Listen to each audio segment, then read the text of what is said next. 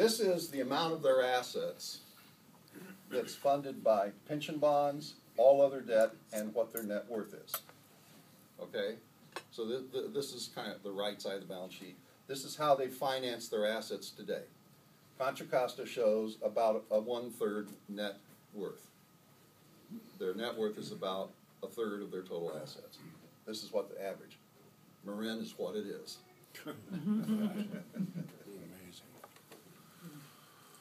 This is what would happen under if GASB 68 had been used for these financial statements. Contra Costa and Marin would have more unfunded pension debt in the forms of unfunded liability, net pension liability, and pension bonds than they have assets. And it will take $5 billion off the balance sheets of just these 6 counties. This is what it would look like if Moody's assumptions were used. Only Marin is left with net assets. All the other 5 counties are now in the hole. Our 2 counties, it's almost what Moody's would consider is your county almost has $3 of debt for every dollar of assets. We're number 1. Of these 6 counties. Hooray. Of those 6 counties. Hold the champagne, Bill. That's what the numbers show. My part is, did I use the right data? Did I create the formulas correctly?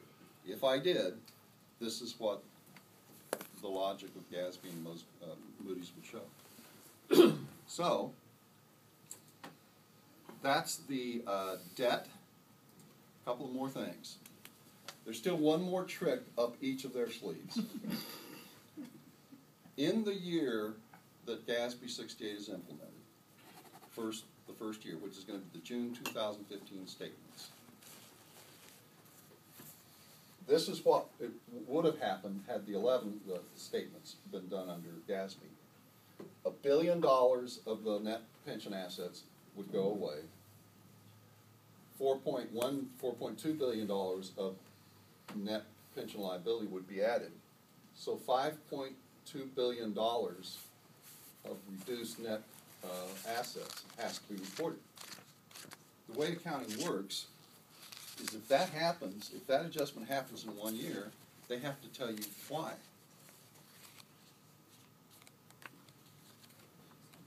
If these numbers work, Contra Costa would have to have a 1-year adjustment reducing this would be the June 2015 statements, reducing the county's net worth by $1.9 billion.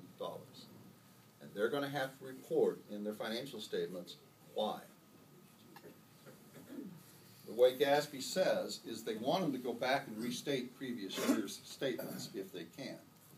But one way or another, Contra Costa is going to have to put in its report that it didn't report $1.9 billion of pension expenses that happened in the past, but they never reported. And that's going to be in the June 30th, 2015 financial statements, depending on what happens between 2011 and 15. So that bringing everything into conformity with the new concept, the proper concept that GASB 68 is built on, rather than the fatal flaw of the previous, is going to cause hundreds of billions of dollars of unreported pension expenses to be driven out of their hiding places, and it's going to pour oceans of red ink all over this country. Yes, sir? I don't want to make things worse, but does GASB 68 tell how you report unfunded liability with respect to retiree medical? No, but there's another set of statements. So these numbers you give us, does it include that liability? No, it does not include retiree health care at all. Okay, the trick up Moody's sleeve is they're interested in creditworthiness, what the risk of creditors is. So they looked at the liability and said, we think it's a lot more than it is, but they also wanted to see, is the county paying the pension fund what it should? Now, the reality is Moody's proposed changes, so they're going to calculate, they have a recalculation of what governments should be paying to their pension funds, and they're going to compare that to what they are paying. And what Moody's, the way they're going to use their recalculated number is that's a benchmark in their mind for prudent financial management. If you're way below that, you get knocked off for having weak management. That's the way they describe it. And for not properly funding it. They're saying they're only going to do that for states. They're not going to do it for local governments. I urge them to do it for local governments. But I took their logic. You can still take their adjustment and apply it to local governments. And I did that. That's the statement of net assets. That's not what I wanted to look at. That's what I want to look at. Are you going to stay put? No, you're not. Okay. This is the 100% of what the counties are paying now. And two forms. This is the normal cost, and this is the UAAL amortization. Those are the two things they pay. This is Moody's recalculation of what they should be paying. And here's Contra Costa.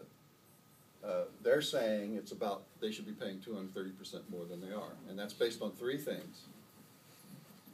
Dropping the discount rate from 7 3/4 to 5.5. That's a big impact. But the other one is you have, they're going to say, you have to fully fund people's pensions before they retire. You should not be carrying unfunded pensions into their retirement. You can't carry that debt on to another generation. So don't let it retire. And the second thing they're going to do is all of these counties and almost all governments in the country use what's called level percent payroll. And I'm not going to get into this, but basically what happens is that produces small payments at the beginning, big payments in the end. Moody's is implicitly saying that's not a responsible funding, because what often happens is negative amortization. You're not even paying the interest at the beginning of the term. So they're going to convert internally in their analysis everybody to a level dollar payment, just like your standard 30-year mortgage. And that's going to have a big impact. So this, if Moody's were to apply their recalculation to Contra Costa, they would assume that your county should be paying about 270% of what it is today. So, wrapping up.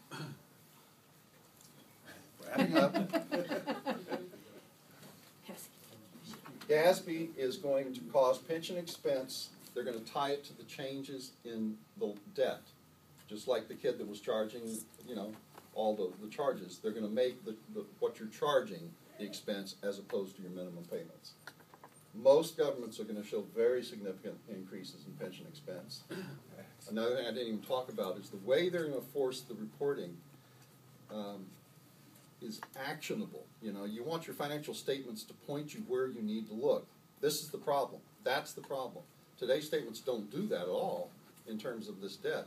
The new statements are going to have 11 different variables in them, showing the changes on an annual basis so that you can see, oh, that's the place something is happening. We need to look closer. And that's going to be a really valuable thing about it. And there's going to be a flood already in the first year of when it's implemented. On the balance sheet, the unfunded pensions are going to be liabilities, and all those net pension assets are going to be written off, and there's going to be hundreds of billions of dollars of government net worth disappear. Moody's, in their credit rating analysis, is going to double to triple the value of unfunded pension debt in their analysis. They're going to conclude most governments are significantly underpaying their pensions, and we'll find out, but how can that not have an impact on credit ratings? So that's it. Wow. Thank you. Great. Wow. We do have time, and thank you so much. We have time for a lot of questions. Have a nice Which is, day. all right. Lisa, we'll let Lisa, she's in the front row, then we'll move back. All right. Yeah. I'm Lisa Vorderbrueggen from the Contra Costa Times, and I put the question to the county administrator, David Twa, late yesterday about the Moody's rating downgrade. He says it's not going to have any impact because it only applies to pension bonds, and they're not planning to take out any new pension bonds. So, and he's a pretty fiscal conservative guy. So he's saying that these credit rating things really don't, in this case, don't really matter. So, there's been a lot of buzz about this downgrade, but I mean, what would Well, your response to that specifically, be? My experience is private sector. I got involved with all this stuff because I was representing our wine industry, this partner winery up there, with a jobs development, economic creation, and I got public-private with the county. And the more I learned about the county's finances, the more uncomfortable I got, and that's how I got into all this stuff. But my background is private sector stuff. So I admit, I look at finances differently than the way government looks at it. And government's reaction about what their credits are more divided up and little spots. Yes, our pension bonds. So that's almost like its own separate thing from our general revenue bonds and other kinds of bonds. And my sense, you would know this far more than I do, is they don't integrate their concept of enterprise-wide credit the way we in the private sector tend to. So I don't know enough about how the credit agencies work, frankly. It seems to me you can't have those kind of shifts without demonstrating that you have substantial problems with your ability to service more debt. And it seems to me that's going to curtail the access. So there may be some carryover to other kinds of borrowing in the future that we can't really say for sure what it might be at this point, but this could be, the start of maybe it being applied to other. If you integrated everything, you'd have a bigger picture look and maybe more types of. I'm just speculating. I don't know. Sonoma County has the highest pension bond debt per capita in the state of California. They've sold 3 different pension bonds. And there was one guy, Rod Dole, who was the chief financial officer for 20 years. He sold all 3 of those. He made his county the most indebted county per capita for pension bond debt, and he's the highest paid retiree of Sonoma County. Mr. Watts had a comment, I think. Was it a question? Yeah, well, just on that Yeah. note, from what I understand from Rod is that though they did issue quite a bit of POVs, their interest earnings or payments on them were a lot less than what they're having to pay back on them. Can you Right. speak up? Oh, Can you hear me? I'm sorry. Louder. yeah. So it it sounded like a worthwhile investment for the county. I'm Right. not sure if it's really the Let me- case. let me- but- so it may actually save them money over time, but in the meantime, they do have this huge debt on their balance sheet, or will have it, to recognize.